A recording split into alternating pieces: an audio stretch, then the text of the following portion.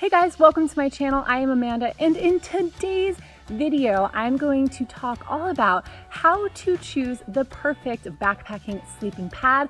I have several options here. We're going to talk about the 3 different kinds of sleeping pads, the pros and cons of each, and what the heck an R value is. So hopefully you can make a really informed decision by the end of this video, because I know you're going to be dropping some cash, right? These are not cheap, and so I want you to get the right one. All right, so first up, we're going to talk about the types of sleeping pads.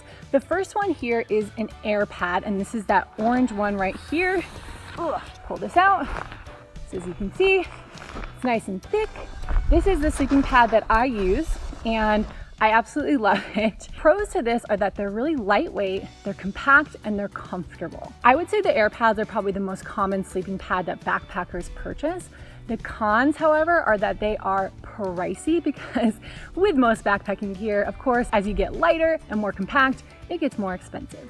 Another con is that these are definitely susceptible to rips or punctures, which they come with a patch kit. If you know how to use it, it is not a big deal at all. You may have noticed that I actually have a patch on this pad from a couple years ago. So it's really not, like, in my opinion, a big con, but it is something that you need to be prepared to fix if you run into that issue.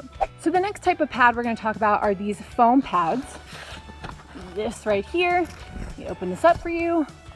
Boom. So these are made of a dense foam, and they're usually rolled up or kind of folded in like a Z accordion shape and strapped to the outside of your pack. The pros are that they are lightweight, durable, and a lot cheaper than the air pads, and you don't have to worry about punctures or holes. The cons are that they're kind of bulky. You're gonna have to roll them up, strap them to the outside of your pack, and they're just not compact like the air pad would be. The third type of sleeping pad are the self-inflating pads, which is this orange one here. And this is pretty much a combo of the foam pad and the air pad.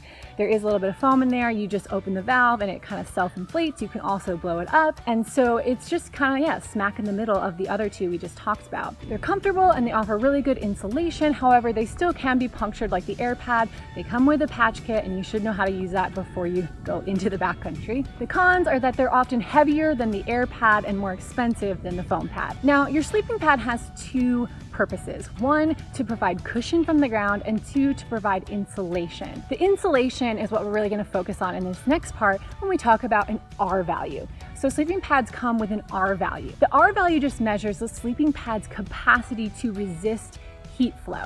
The higher the R value, the better the sleeping pad will insulate you from the ground and the warmer that you will be. Most companies list an R value or a temperature range on their product page or on the product packaging itself, and some companies even make women's specific sleeping pads because in general, women tend to sleep a little bit colder, and so the women's specific pads have a little bit more insulation, a little higher R value, so you can look into that as well. So the main questions that you should be asking yourself when you're considering a sleeping pad is, when and where will I be using this sleeping pad, and what are the features that I value the most? Is it warmth, weight, durability, comfort, size, or price?